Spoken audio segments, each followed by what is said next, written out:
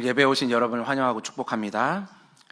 우리가 역사라는 것들을 배우고 있는데 특별히 역사를 공부한다라는 것은 인간의 과거에 있었던 이 성공과 또한 실패들, 이런 것들을 다시 한번 평가해보고 이제 뒤따르는 이 다음 세대들이 이 선조들이 행했던 과거의 일들, 이런 것들을 교훈 삼아서 좋은 것들은 또한 되풀이하고 아니면은 나쁜 것들은 거부하고자 하는 것이 우리가 역사를 배우는 이유입니다.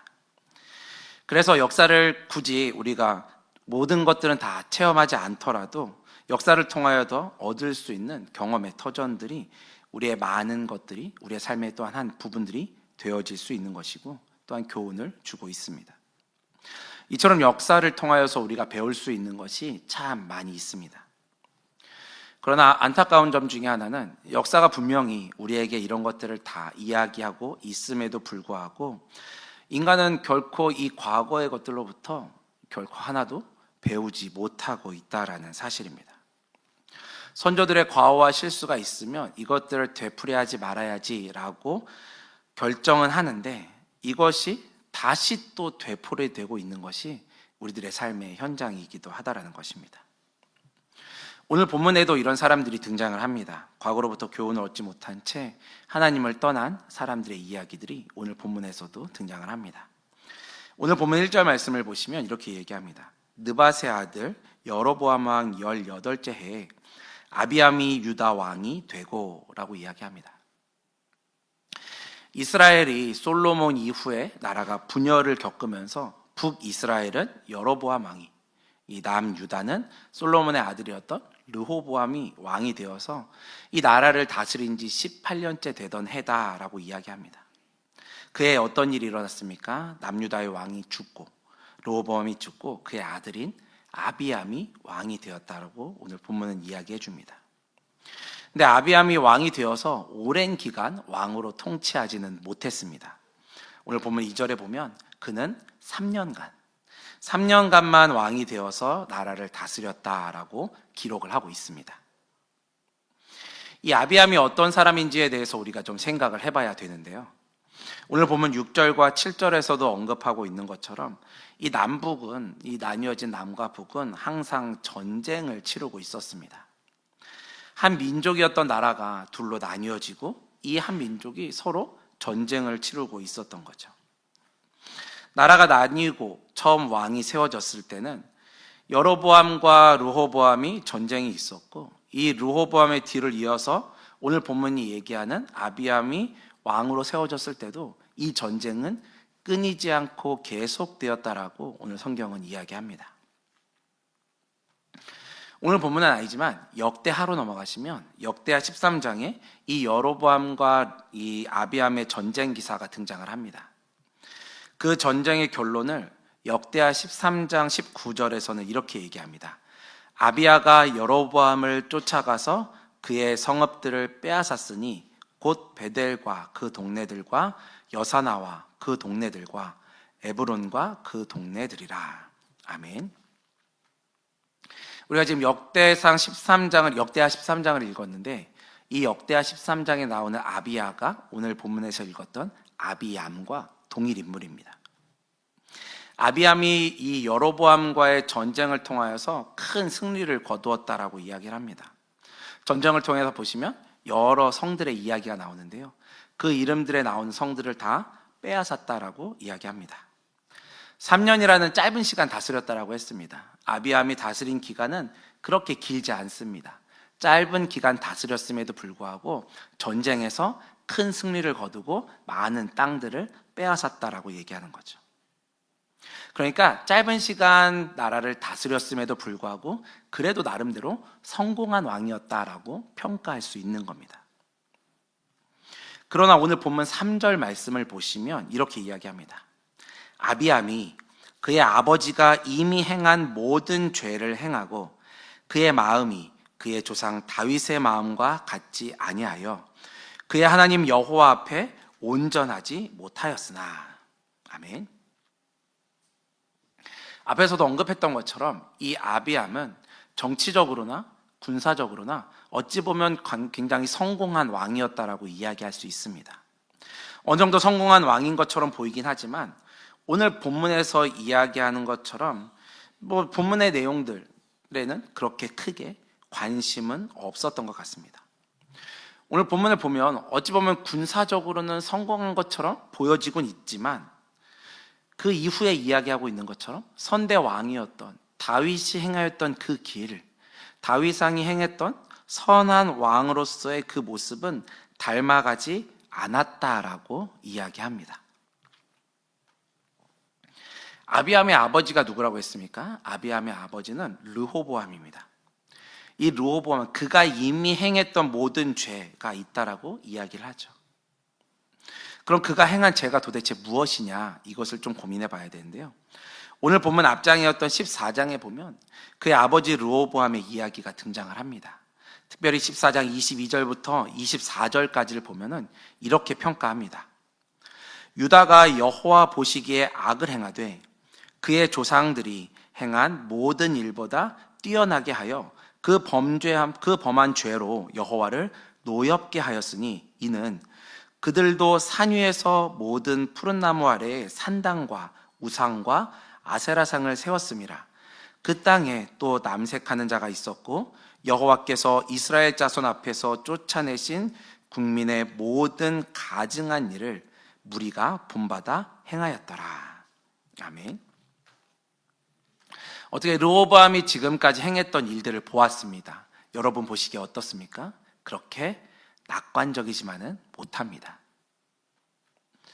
솔로몬, 다윗에 이어서 솔로몬에 이어서 왕이 된 르호보암이었거든요. 그럼에도 불구하고 나라의 꼴은 지금 다윗 왕이 걸었던 그 나라라고 보기에는 좀 민망한 상황입니다. 어디 하나 하나님의 영광이 드러나고 있는 곳은 찾아볼래야 찾아볼 수가 없습니다. 하나님의 영광, 하나님의 나라라는 이야기가 무색한 것이 지금 르호보암이 걸어왔던 길인 거죠. 그렇다면 르호보암, 지금 이 상황이 되었을 때 어떻게 하는 게 맞는 것이겠습니까? 당장이라도 지금 이 과거를 기억하고 나라를 다시 한번 뒤집어 엎어야죠. 다시 이전에 행했던 것처럼 종교개혁을 일으키는 것이 맞는 것입니다. 다시 하나님께서 기뻐하시는 나라가 이것이었구나 생각하고 그 나라로 다시 한번 돌이키는 일들을 하는 것이 맞는 것이죠. 그런데 그의 상황을 보면, 지금 읽었던 말씀을 보면 그렇지 못합니다. 도리어 여호와 보시기에 악을 행하였다, 여호와 보시기에 악을 행하였다라고 이야기를 하고 있습니다. 결국 르호보암은 이 14장에 이어지는 말씀을 보면 애굽 왕에게 이 성전에 있던 보물들, 또한 솔로몬이 만든 금방패, 이런 것들을 다 애굽 왕에게 다 빼앗겼다라고 마무리되고 있습니다. 이스라엘 생각해 보십시오. 이스라엘은요, 주변 나라들과는 다르게 세워진 나라입니다. 하나님이 주인 되어주시는 하나님 나라인 거죠. 하나님이 선택하셔서 제사장 나라 거룩한 백성 삼으신 것이 바로 이 이스라엘입니다. 하나님이 주인이신 나라인데, 하나님이 왕이신 나라인데, 하나님의 나라로 온전히 하나님의 뜻대로 세워가야 하는데 이러지 못하니까 주변 나라들에 의해서 어려움을 당하고 핍박을 당하고 고통을 당하게 되었죠. 우리가 말씀을 통하여서 확인할 수 있는 것은 하나님이 선택하신 나라이기에 결국 나라의 흥망성쇠는 얼마나 하나님의 뜻에 합당하게 살아가느냐에 달려 있다는 것입니다. 나라의 최고 지도자였던 왕이 이런 모습을 보이고도 이 심각한 모습들을 깨닫지 못하니까 나라가 어려움을 당하게 되었던 거죠. 이것은 우리들의 삶도 마찬가지라고 생각합니다.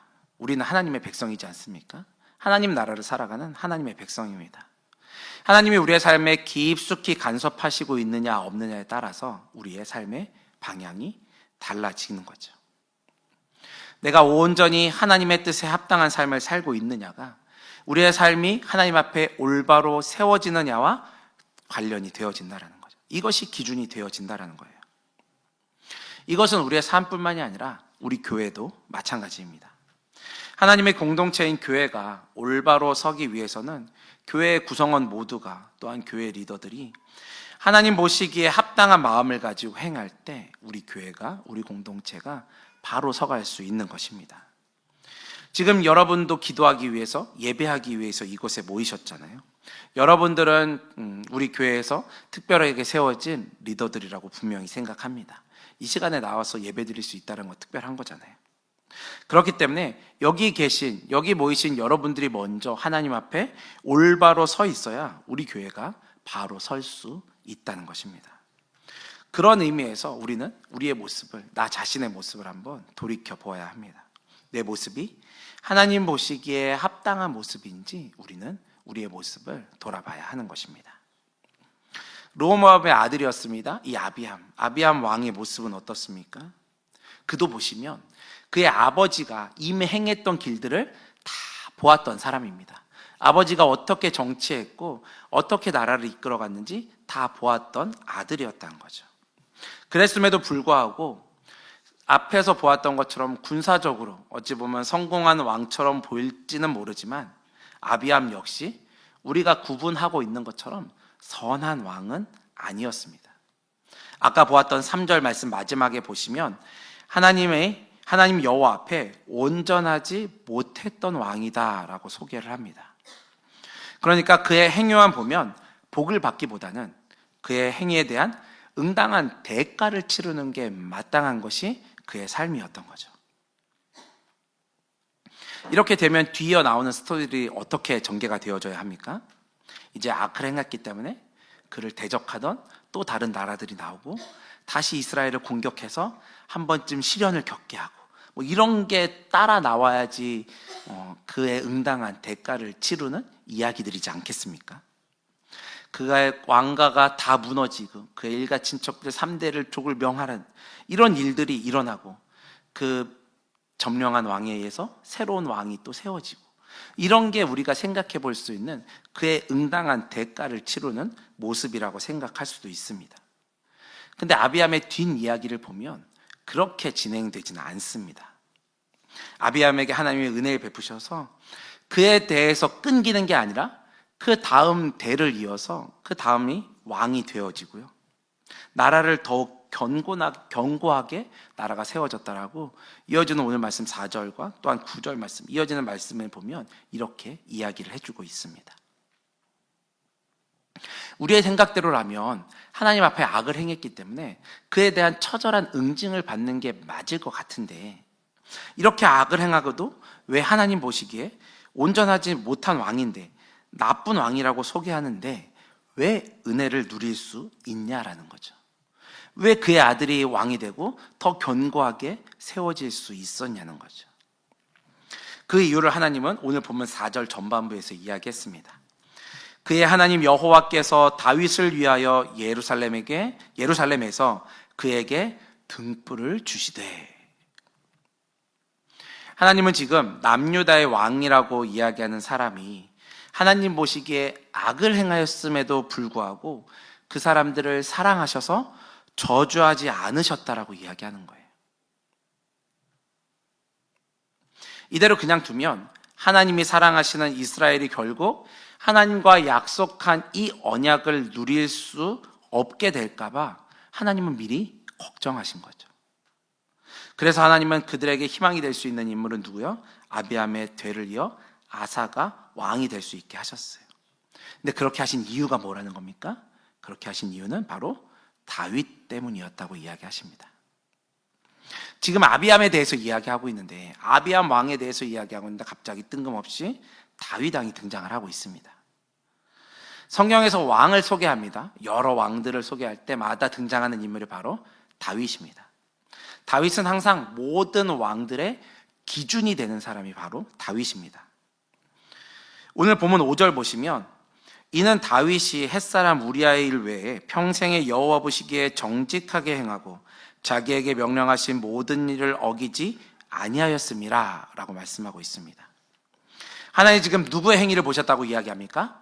다윗의 행위를 보셨다고 이야기합니다. 다윗의 행위를 보시면서 그가 행한 모든 일을 기쁘게 여기셔서 그를 기억하고 그 다윗을 기억하시고 그의 증손자였던 아비암에게 은혜를 베푸셨다는 거예요. 하나님은 다윗과 약속하신 그 언약이 있기 때문에 이 언약을 기억하시고 그의 자손들에게 은혜를 베푸셨다는 거죠. 하나님은 지금 다윗이라고 하는 이 한 사람을 통하여서 그 가문에 은혜를 베풀고 계신 거예요. 다윗이라고 하는 이 한 사람, 이 한 사람이 하나님 보시기에 정직하게 행하였고 하나님의 명령하신 것을 어기지 아니하였고 순종함을 통했기 때문에 하나님께서 그에게 은혜를 베풀고 계신 거죠. 하나님이 원하시는 그 마음, 하나님의 마음에 합한 그 마음, 이 마음을 보신 거예요. 우리를 향해서 동일한 마음이 있지 않겠습니까? 그 마음을 하나님께서 원하시는 것이 아닐까 생각합니다. 내가 하나님의 마음을 올바로 알고 그 뜻에 순종하는 것, 이것이 하나님이 원하시는 마음인 거죠. 그렇게 했을 때 하나님은 우리가 그렇게 순종하는 우리들의 모습을 보시고 우리에게 은혜를 베풀어 주시는 거예요. 나에게 은혜를 베푸시고 내가 행했던 일을 기억하고 그 일들 가운데 축복하시는 거죠. 어떤 분이 이런 이야기를 했습니다. 제가 누가 한 건지 기억이 안 나는데 어떤 목사님께서 해주신 말씀이셨는데 이런 얘기했습니다. 하나님의 자녀는 있어도 하나님의 손자는 없다. 들어보셨습니까? 하나님의 자녀는 있어도 하나님의 손자는 없다고요. 내가 하나님의 자녀이니까 당연히 하나님 앞에 예배드려야 하잖아요. 내가 하나님의 자녀이기 때문에 하나님 앞에 나오는 거예요. 하나님 기뻐하시는 일들을 행하는 거죠. 내가 봉사하고 하나님 기뻐하시는 일 가운데 우리의 삶을 헌신하는 거죠. 내가 하나님의 자녀이니까. 누가 자녀이니까요? 내가 하나님의 자녀이니까. 하지만 내가 하나님의 자녀로 살아간다고 해서 이것이 내 자녀의 신앙까지 결정하느냐? 그렇지 못한다는 겁니다. 그래서 우리가 잊지 말아야 할 것은 하나님이 내 행위를 기억하신다는 사실이에요. 우리가 하나님의 자녀답게 살아가고 있을 때 나를 지켜보신다는 겁니다. 내가 하나님의 자녀에 합당한 모습으로 살아갈 때 그런 나를 하나님이 지켜보신다는 거예요.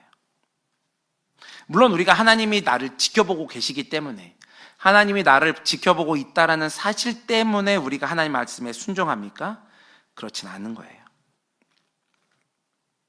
그렇게 된다면 결국 우리가 하나님에게 무언가를 원하기 때문에 무언가 주실 것들을 기대하면서 하나님 앞에 신앙생활한다. 결국 이거는 우리가 기복적인 신앙생활 하는 거잖아요. 우리가 신앙생활하는 이유는 무엇입니까? 하나님께서 우리를 사랑하셔서 우리를 대신해서 십자가에 죽어주시고 우리의 모든 죄를 사해 주시고 우리를 구원하셨기 때문이잖아요. 그 은혜에 감사하면서 우리는 하나님 앞에 예배합니다. 이것이 하나님이 원하시는 삶이라는 거예요. 그게 우리가 살아가는 삶이고 하나님을 높여드리는 예배의 행위가 되는 겁니다. 하나님은 우리의 이런 예배의 삶, 우리가 살아가는 삶의 현장들을 지켜보고 계신 거예요. 그 하나님을 인정하며 하나님이 원하시는 것을 이루어드리기 위하여 살아가는 삶. 내 삶이 내 것이 아니라 하나님의 것임을 인정하면서 하나님이 원하시는 삶을 살아드리는 삶. 이것이 우리가 살아가야 될 삶인 거죠.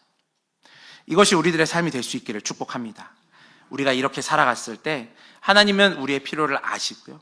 우리를 사랑하셔서 하나님께서 우리가 염려하는 모든 것까지 다 책임져 주십니다.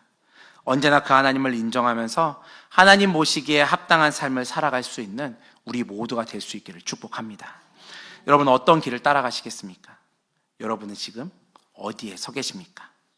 오늘 말씀에서 다윗을 예로 드시며 그 길을 따르는 자를 축복하셨던 것처럼 오직 하나님의 길을 행함으로 주의 복을 누리며 주의 복을 흘려보내는 통로로 살아갈 수 있는 우리 모두가 될 수 있기를 축복합니다. 우리 찬양하고 함께 기도하도록 하겠습니다. 시선이라고 하는 찬양입니다.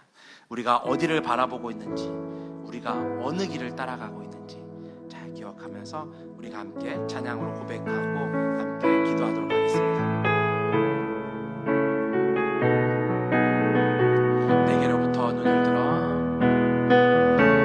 내게로부터 눈을 들어 주를 보기 시작할 때 주의 일을 보겠네. 내 작은 맘 돌이키사 하늘에 꿈꾸게 하네.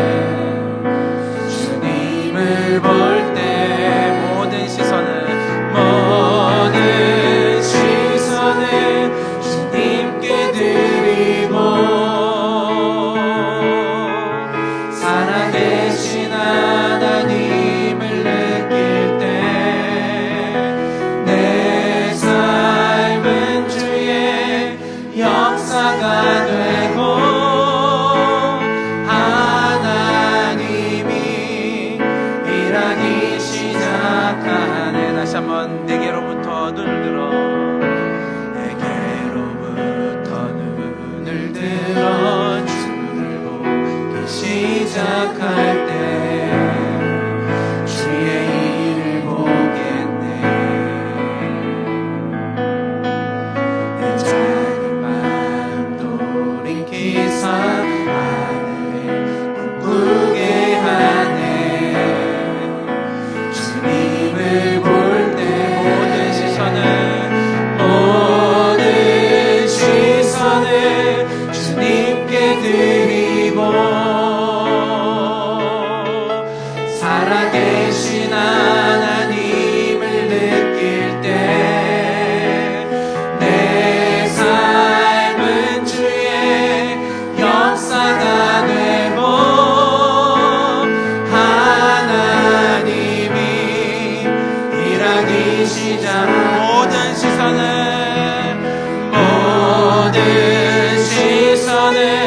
주님께 드리고 살아계신 하나님을 느낄 때 살아계신 하나님을 느낄 때 내 삶은 주의 역사가 되고 하나님이 일하기 시작하네. 할렐루야. 찬양의 고백처럼 우리의 삶이 하나님의 역사가 되기를 소망합니다. 우리가 꿈꾸는 삶이 하나님의 역사하는 삶이 되기를 소망합니다. 내가 원하는 것, 내 가치관이 있는 것, 지금까지 살아보니 이게 맞는 것 같아 보이는 것이 아니라 하나님의 일하심 가운데, 하나님의 역사 가운데 우리의 소망함이 있기를 축복합니다. 오늘 말씀 들은 것처럼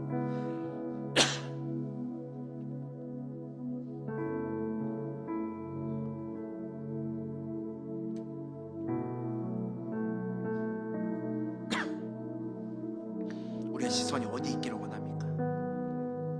우리의 길이 어디 있기를 원하십니까?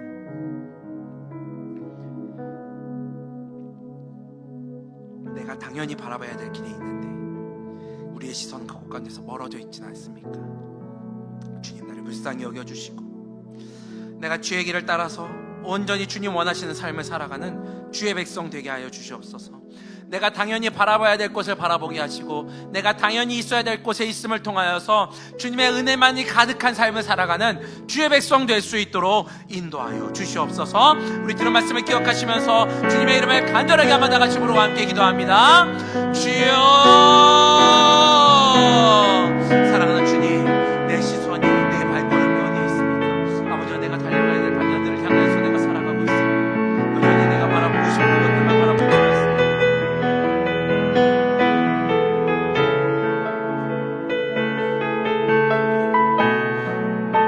세상 사람들이 성공했다라고 하는 것, 정말 그것이 바른 것이라고 이야기하는 것 가운데 아버지와 나의 시선을 뺏기고 있지 않습니까? 아버지와 나를 불쌍히 여기시고 은혜 여겨주시옵소서.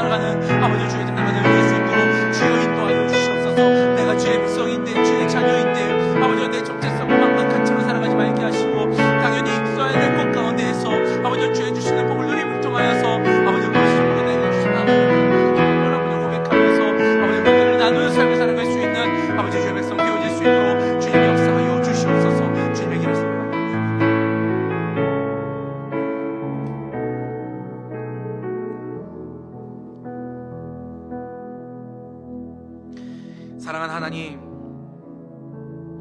나를 주의 자녀 삼아주시고 주의 은혜로 하루하루를 살아가게 하시니 감사합니다. 하나님, 그렇습니다. 하나님, 우리는 하나님의 도우심, 은혜 없이는 하루도 살아갈 수 없는 존재임을 고백합니다. 그러기에 우리가 더욱 겸손함으로 주님만을 바라보며 살아가는 삶이 될 수 있도록 인도하여 주시옵소서.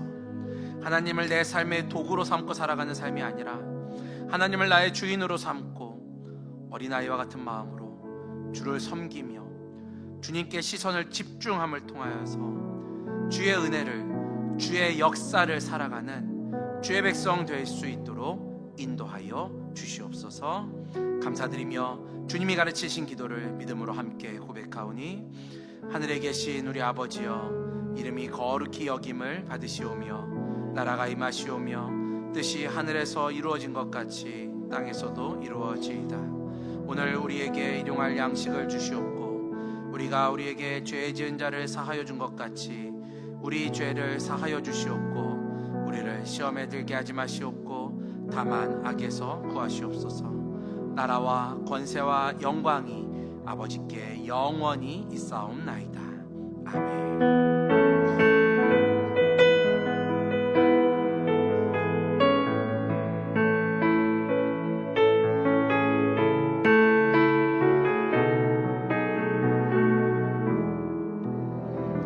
예배를 마쳤습니다. 우리 들은 말씀 기억하시면서 남은 하루도 주의 은혜로 승리하며 또한 그것을 기대하면서 함께 기도하시다가